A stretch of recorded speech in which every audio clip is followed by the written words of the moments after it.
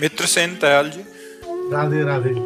राधे राधे महाराज जी। महाराज जी आपके चरणों में कोटि कोटि प्रणाम। महाराज जी, सीता राम चरण रति मोरे, अनुदिन बढ़े हूँ अनुग्रह तोरे। महाराज जी, सीता राम जी के चरणों में प्रेम कैसे प्राप्त हो महाराज जी? सीताराम सीताराम सीताराम नाम जप करो और हनुमान जी की महाराज की आराधना करो, क्योंकि राम रसायन तुम्हारे पासा।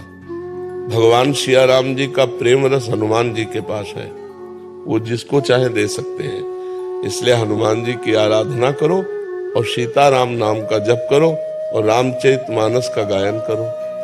रामचरितमानस पढ़ते हो? है?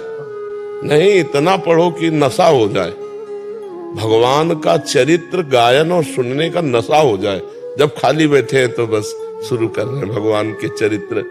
भगवान के चरित्र में ही प्रेम छुपा हुआ है, भगवान के चरित्र में ही शरणागति है, भगवान के चरित्र से ही पूर्णता है। बड़े बड़े दुखों का नाश हो जाता है भगवान के। रामचंद्र गुण बरने लागा, सुनते ही सीता कर दुख भागा। भगवान का जब हम चरित्र वर्णन करते हैं तो हमारा सब दुख नष्ट हो जाता है। सिया जी के दुख का कौन भगवान का यश वर्णन करने लगा? इस लंका में कौन आकर अमृत शब्द उच्चारण करने लगा? रामचंद्र गुण वर्णने लागा, सुनते ही सीता कर दुख भागा।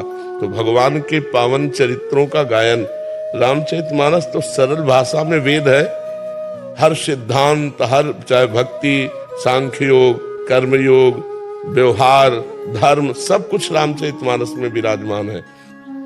और अपने हिंदुस्तान में तो हिंदी भाषा आती ही है, तो इतनी सरल भाषा में, अवधी भाषा में है कि सबको समझ में आ जाता है।